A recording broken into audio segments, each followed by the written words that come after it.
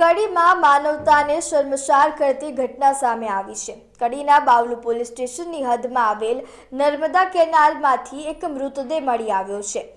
તેને જોઈને લાગી રહ્યું છે કે નગરપાલિકાના અણઘડ વહીવટના કારણે હવે આ મૃતદેહનું જે સન્માન છે એ પણ નથી જળવાયું, કારણ કે કેનાલમાંથી મળેલી આ લાશને કચરાના ડબ્બામાં લઈ જવામાં આવી રહી છે। મૃત્યુ પામેલ વ્યક્તિને કડી કુંડાળ હોસ્પિટલ ખાતે પીએમ અર્થે લાવવામાં આવ્યો છે, તે પણ કચરાના ડબ્બામાં લાવવામાં આવ્યો છે। ત્યારે આવી અનેક વાર કચરાના ડબ્બામાં મૃતદેહને લઈ જવામાં આવતી હોય તેવી વિગતો સામે આવી છે। કરોડોની ગ્રાન્ટ મેળવતી નગરપાલિકા પાસે શબને લાવવા કોઈ જ વ્યવસ્થા નથી, તેના સામે અત્યારે લોકોમાં રોષ જોવા મળી રહ્યો છે। નગરપાલિકા પ્રમુખ સહિત હોદ્દેદારો સત્તાના નશામાં મસ્ત લાગી રહ્યા છે, તો કડી નગરપાલિકાના સત્તાધીશોના તુરમાખી ભર્યા વહીવટનો દાખલો સામે આવ્યો છે।